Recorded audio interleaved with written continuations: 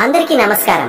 కుంభరాశి వారికి 24, 25, 26, 27 తేదీలలో గ్రహాలు మీ జీవితంలో ఎలాంటి మార్పులను తీసుకురాబోతున్నాయో ఆ వివరాలు ఏంటో ఇప్పుడు ఈ వీడియోలో మనం వివరంగా తెలుసుకుందాం.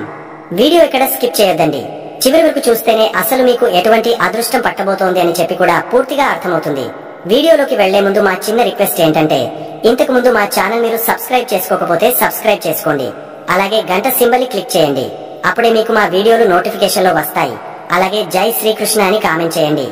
ఈ రోజు కుంభరాశి వారికి మీ గుండెల్లో గూడు కట్టుకున్న ఆందోళనను, మీ మనసును తొలిచేస్తున్న ప్రశ్నలను, గత కొన్ని రోజులుగా, కొన్ని నెలలుగా మీరు అనుభవిస్తున్న ఆవేదనను అర్థం చేసుకుని మీకు ఒక భరోసా ఇవ్వడానికి, ఒక కొత్త వెలుగును చూపించడానికి ఈ వీడియో చేశాము.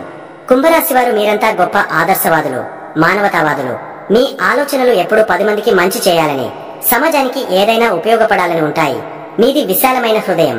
కానీ అటువంటి స్వచ్ఛమైన మనసును మీరే ఈ మధ్య కాలంలో ఎందుకు ఇన్ని కష్టాలు పడుతున్నారు? ఎందుకు ప్రతి అడుగులోనూ ఒక అడ్డంకి?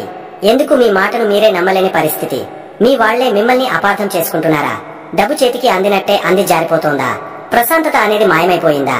ఈ ప్రశ్నలన్నింటికీ సమాధానం మీ జాతక చక్రంలో, ప్రస్తుతం గోచారంలో గ్రహాలు కూర్చున్న స్థానాలలో దాగి ఉంది. ముందుగా మనం ప్రస్తుతం మీరు పడుతున్న ఇబ్బందులకు మూల కారణాన్ని అర్థం చేసుకుందాం. ఎందుకంటే సమస్య ఏంటో తెలిస్తేనే కదా పరిష్కారం వైపు అడుగులు వేయగలం. మీ రాశికి 2వ స్థానమైన మీనరాశిలో, అంటే మీ ధన, కుటుంబ, వాక్కు స్థానంలో కర్మకారకుడు, న్యాయాధిపతి అయిన శనైశ్చరుడు సంచరిస్తున్నాడు. ఇది మీకు ఏలినాటి శనిలో చివరి అంకం. శని 2వ ఇంట్లో ఉన్నప్పుడు ఎలా ఉంటుందో తెలుసా? అది ఒక కఠినమైన గురువు లాంటివాడు. డబ్బు విలువ తెలియని వారికి డబ్బు విలువ తెలిసేలా చేస్తాడు. కుటుంబ బంధాల విలువను తేలికగా తీసుకునేవారికి ఆ బంధాల ప్రాముఖ్యతను కళ్లకు కట్టినట్టు చూపిస్తాడు. మాట యొక్క శక్తిని, మాట వల్ల కలిగే నష్టాన్ని అనుభవపూర్వకంగా నేర్పిస్తాడు.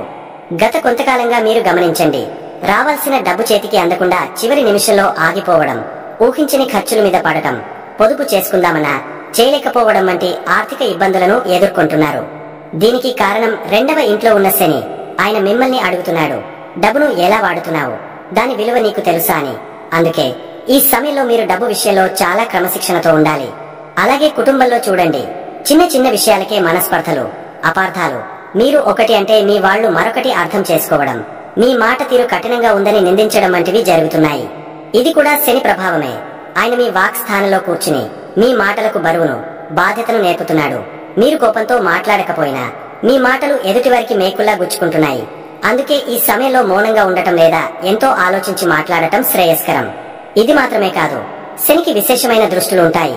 ఆయన ఉన్న చోటు నుండి 3వ, 7వ, 10వ స్థానాలను చూస్తాడు. అంటే మీ 2వ ఇంట్లో ఉన్న శని మీ 4వ ఇంటిని, మీ 8వ ఇంటిని, మీ 11వ ఇంటిని చూస్తున్నాడు. 4వ ఇల్లు అంటే సుఖస్థానం, తల్లి, ఇల్లు, వాహనాలు. శని దృష్టి దాని మీద పడటం వల్ల ఇంట్లో ఉన్న ఏదో తెలియని అశాంతి, ప్రశాంతత లేకపోవడం, తల్లి ఆరోగ్యం గురించి ఆందోళన, వాహన రిపేర్లు, ఇంటికి సంబంధించిన సమస్యలు మిమ్మల్ని చుట్టుముడుతున్నాయి. అన్ని ఉన్న అల్లుడి నోట్లో శని అన్నట్టు ఇంట్లో అన్ని సౌకర్యాలున్నా మానసిక ప్రశాంతత కరువైంది. ఇక శని 7వ దృష్టి మీ 8వ స్థానంపై పడుతోంది. 8వ ఇల్లు అంటే ఆయుష్, వారసత్వం, ఆకస్మిక సంఘటనలు, అవమానాలు, దాగి ఉన్న విషయాలు. ఈ దృష్టి వల్ల ఊహించని అడ్డంకులు, ఆరోగ్య సమస్యలు, భవిష్యత్తు మీద అంతుపట్టని భయం, ఏదో జరగకూడనిది జరుగుతుందేమో అన్న ఆందోళన మిమ్మల్ని పట్టి పీడిస్తున్నాయి. లోపల దాగి ఉన్న భయాలన్నీ ఇప్పుడు బయటకు వస్తున్నాయి. ఇక శని 10వ దృష్టి మీ లాభస్థానమైన 11వ ఇంటిపై పడుతోంది. లాభస్థానం అంటే మీరు కోరుకున్న కోరికలు తీరే స్థానం, స్నేహితులు, పెద్దల ఆశీస్సులు, లాభాలు వచ్చే చోటు.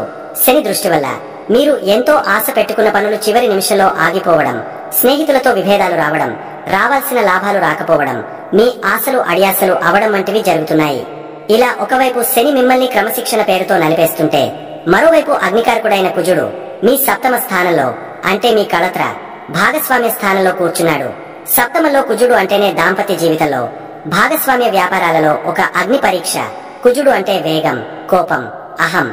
ఆ కుజుడు మీ భాగస్వామి స్థానంలో ఉన్నప్పుడు భార్యాభర్తల మధ్య అహం దెబ్బతినడం, చిన్న విషయాలకే పెద్ద గొడవలు కావడం, ఒకరినొకరు అర్థం చేసుకోలేకపోవడం, వ్యాపార భాగస్వాములతో తీవ్రమైన విభేదాలు రావడం వంటివి జరుగుతున్నాయి. మీలో సహనం నశించిపోతోంది. ఎదుటివారు చెప్పేది వినే ఓపిక కూడా ఉండటం లేదు. కుజుడికి కూడా విశేషమైన దృష్టులు ఉన్నాయి. ఆయన ఉన్న చోటు నుండి 4వ, 7వ, 8వ స్థానాలను చూస్తాడు. మీ 7మలో ఉన్న కుజుడు మీ 10వ స్థానాన్ని, మీ లగ్నాన్ని, మీ 2వ స్థానాన్ని చూస్తున్నాడు. కుజుడి 4వ దృష్టి మీ 10వ స్థానమైన వృత్తి, ఉద్యోగ స్థానంపై పడుతోంది.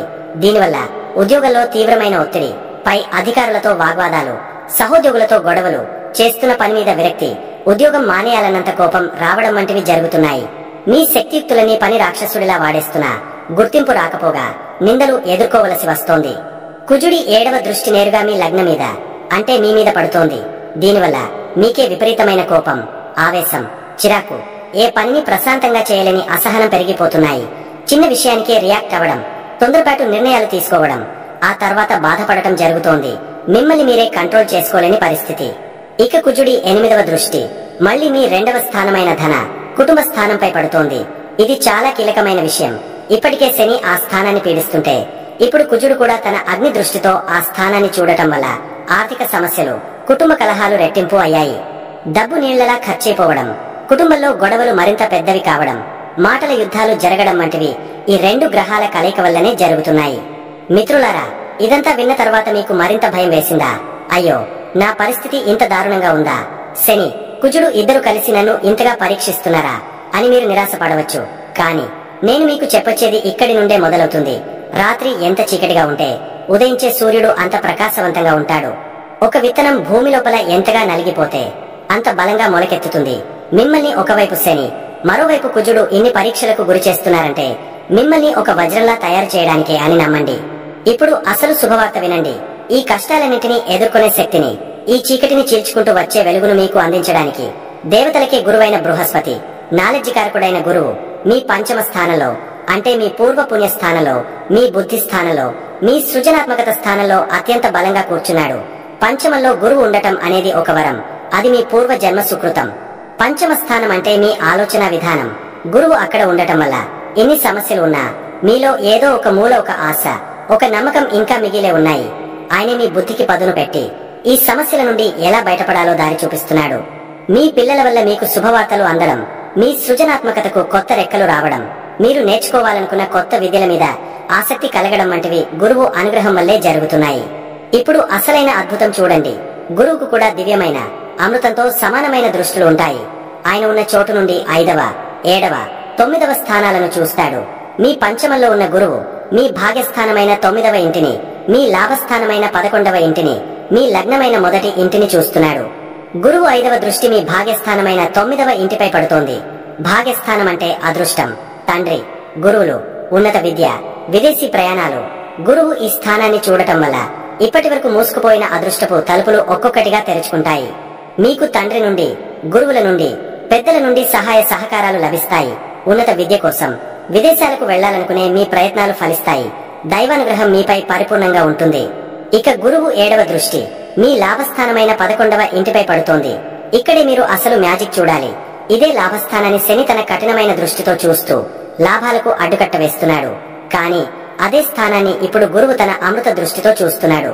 దీని అర్థం ఏంటో తెలుసా?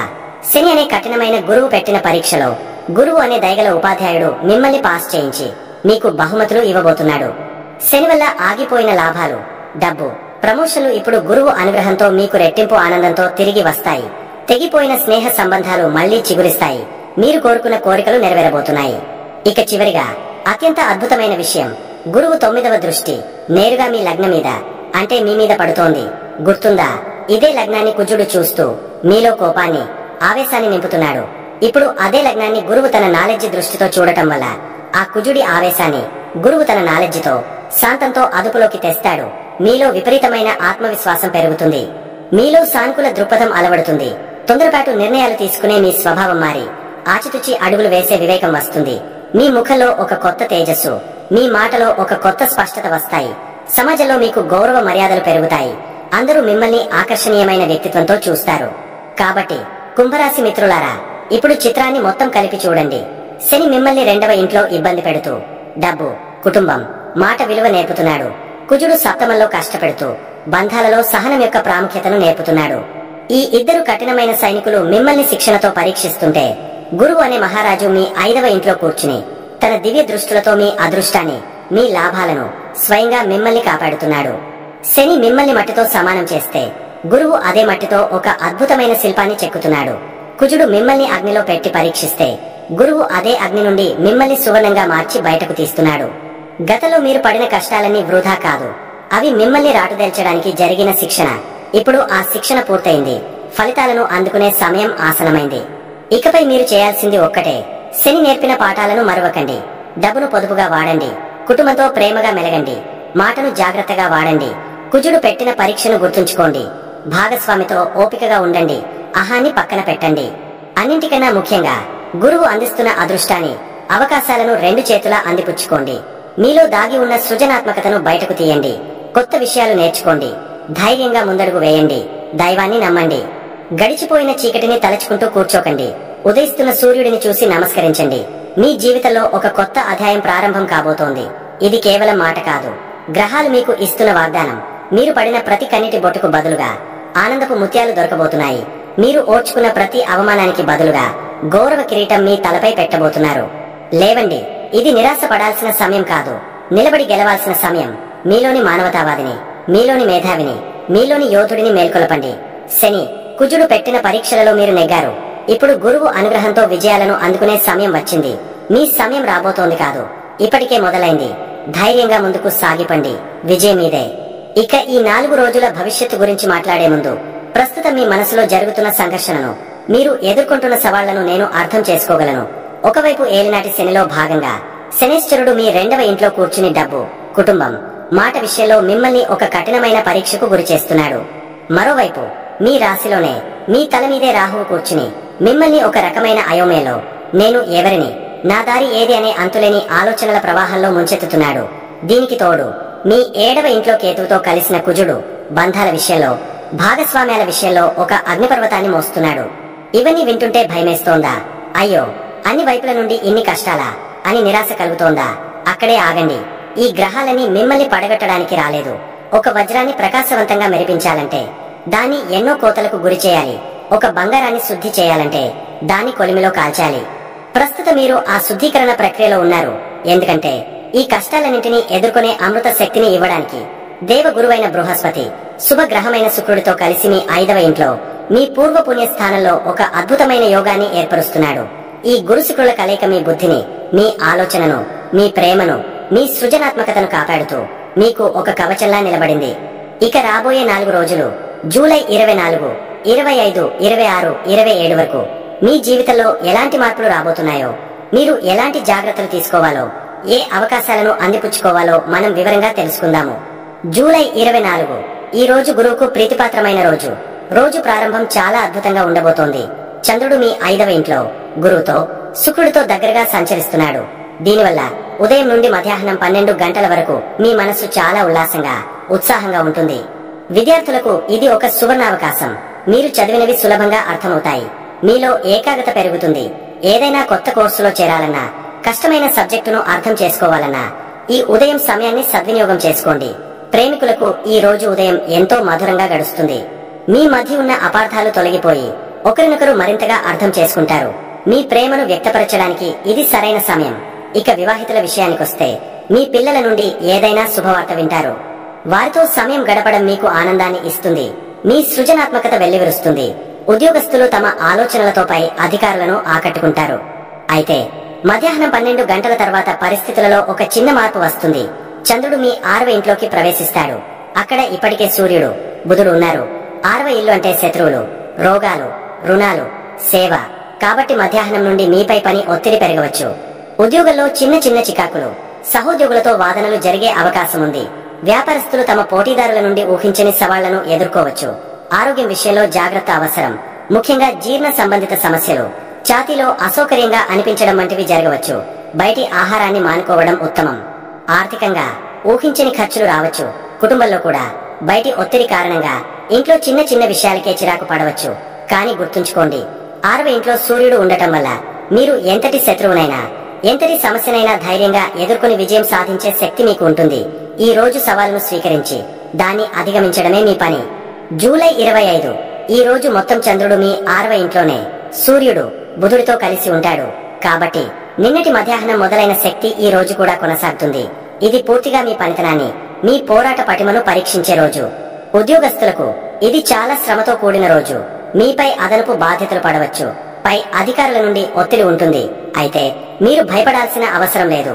మీ కష్టానికి తగిన గుర్తింపు లభించకపోయినా మీ పనిని మీరు నిబద్ధతతో పూర్తి చేయండి.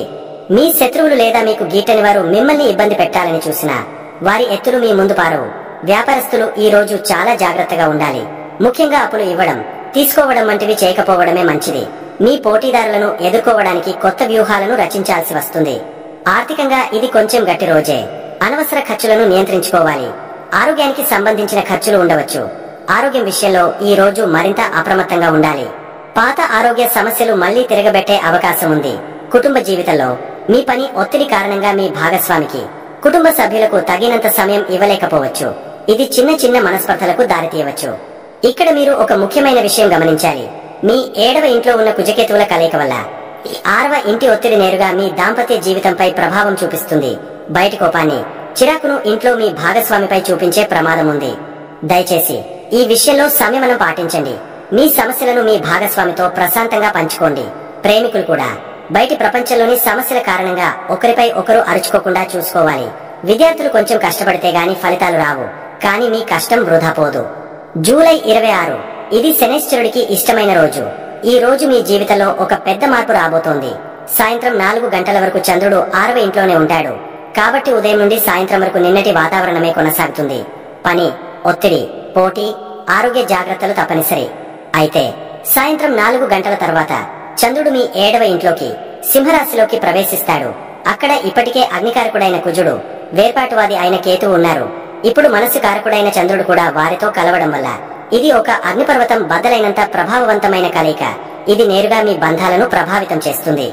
వివాహితులు ఈ రోజు సాయంత్రం నుండి అత్యంత జాగ్రత్తగా ఉండాలి. మీ భాగస్వామితో చిన్న వాదన కూడా పెద్ద గొడవగా మారే ప్రమాదం ఉంది. అహం దెబ్బతినడం, పాత విషయాలను తవ్వుకుని గొడవ పడటం జరగవచ్చు. మీ భాగస్వామి చాలా కోపంగా, దూకుడుగా ప్రవర్తించవచ్చు. ప్రేమికుల మధ్య కూడా తీవ్రమైన విభేదాలు తలెత్తవచ్చు. బంధం తెగిపోయేంత వరకు వెళ్లే ప్రమాదం కూడా ఉంది. వ్యాపార భాగస్వాములతో ఈ సాయంత్రం ఎలాంటి ముఖ్యమైన చర్చలు పెట్టవద్దు. మాట పెరిగి భాగస్వామ్యం విచ్ఛిన్నమయ్యే అవకాశం ఉంది. అయ్యో, మరి దీనికి పరిష్కారం లేదా అని మీరు అడగవచ్చు. ఇక్కడే అసలైన అద్భుతం ఉంది. సరిగా ఇదే రోజు ప్రేమకు, ఆనందానికి కారకుడైన శుక్రుడు కూడా మీ 5వ ఇంట్లోకి ప్రవేశించి అక్కడ ఉన్న గురువుతో కలుస్తాడు. ఇది ఒక గజకేసరి యోగం కన్నా గొప్ప కలయిక. ఒకవైపు 7వ ఇంట్లో అగ్నిగుండం లాంటి పరిస్థితి ఉంటే, మరోవైపు 5వ ఇంట్లో అమృతవర్షం కురుస్తోంది.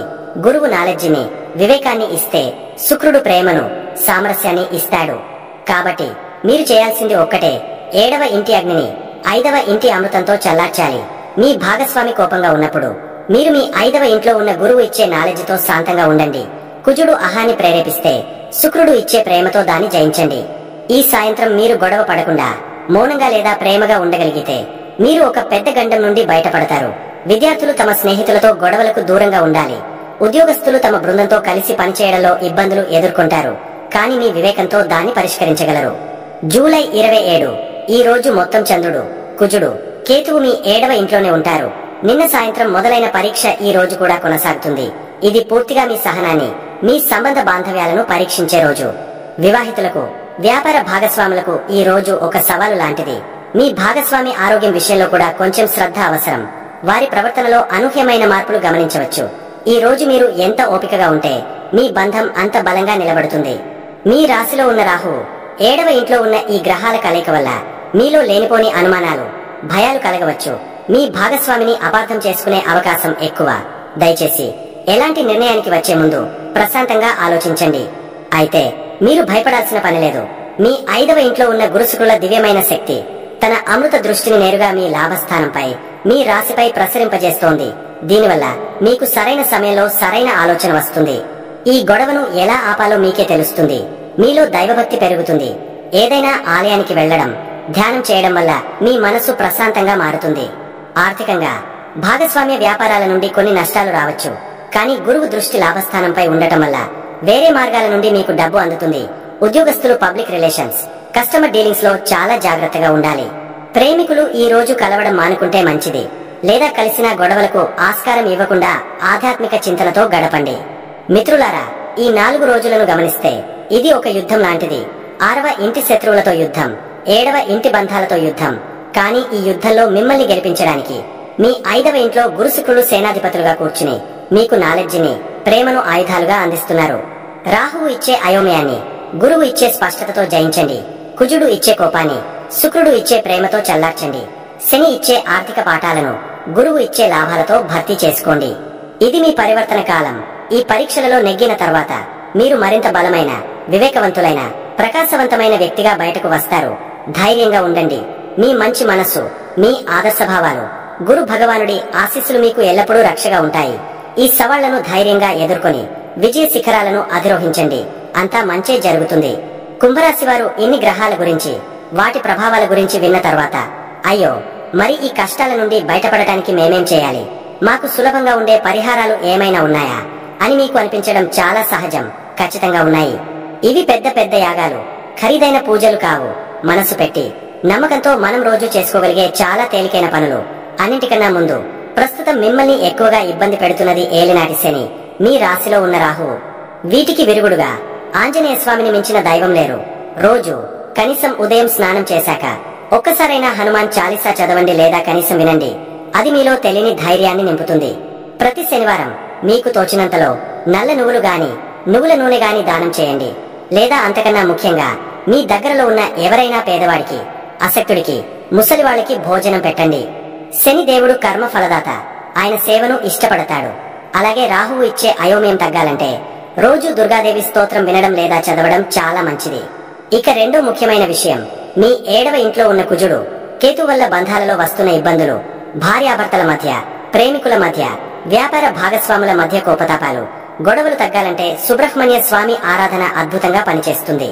ప్రతి మంగళవారం దగ్గరలో ఉన్న సుబ్రహ్మణ్య స్వామి ఆలయానికి వెళ్ళండి. లేదా ఇంట్లోనే ఆయన ఫోటో ముందు ఒక దీపం వెలిగించి మీ సమస్యలు చెప్పుకోండి. కోపం తగ్గే శక్తిని ఇవ్వమని ప్రార్థించండి. అలాగే కేతువు శాంతించాలంటే వీధి కుక్కలకు రొట్టెలు లేదా బిస్కెట్లు పెట్టండి. ఇది చాలా శక్తివంతమైన పరిహారం. అన్నింటికన్నా ముఖ్యమైన ఆచరణాత్మక పరిహారం ఏంటంటే మీ భాగస్వామితో వాదనకు దిగకండి. వాళ్ళు కోపంగా ఉన్నప్పుడు మీరు మౌనంగా ఉండటం నేర్చుకోండి. ఆ క్షణంలో మీరు మౌనంగా ఉంటే ఒక పెద్ద గొడవ ఆగిపోతుంది. చివరిగా ఇవన్నీ కష్టాలను తగ్గించుకోవడానికి మరి మనకు అండగా ఒక వరంలా 5వ ఇంట్లో ఉన్న గురు భగవానుడి బలాన్ని ఎలా పెంచుకోవాలి, ఆయన అనుగ్రహం మనకు ఇంకా ఎక్కువగా ఎలా కలగాలి, దీనికి మీరు చేయాల్సింది చాలా సులభం. గురువులను, ఉపాధ్యాయులను, మీకన్నా పెద్దవారిని గౌరవించండి. గురువారం నాడు ఏదైనా ఆలయానికి, ముఖ్యంగా సాయిబాబా గుడికి గాని, దత్తాత్రేయ స్వామి గుడికి గాని వెళ్లి దండం పెట్టుకోండి. పసుపు రంగు వస్త్రాలు ధరించడం, శనగలు దానం చేయడం మంచిది. ఈ పరిహారాలన్నీ కేవలం మన మనసుకు ఒక ధైర్యాన్ని, ఒక దారిని చూపించే సాధనాలు మాత్రమే. అసలైన పరిహారం మీ ప్రవర్తనలో, మీ ఆలోచనలో రావాల్సిన మార్పు. గుర్తుంచుకోండి, మీది మానవతావాదుల రాశి. మీ మంచి మనసే మీకు అతిపెద్ద శ్రీరామరక్ష. ధైర్యంగా ఉండండి. నమ్మకంతో ఈ చిన్న చిన్న పరిహారాలు పాటించండి. అంతా మంచే జరుగుతుంది. చూశారు కదండి. ఈ వీడియో గనక మీకు నచ్చినట్లయితే ప్లీజ్ లైక్ చేసి మీ ఫ్రెండ్స్ కి షేర్ చేయండి. అలాగే జై శ్రీకృష్ణ అని కామెంట్ చేయండి. అలాగే మా కొత్త వీడియోలు మీకు వెంటనే చేరాలంటే మా ఛానల్ ను సబ్స్క్రైబ్ చేసుకుని పక్కనే ఉన్నటువంటి బెల్ ఐకాన్ని ప్రెస్ చేయండి. ధన్యవాదములు.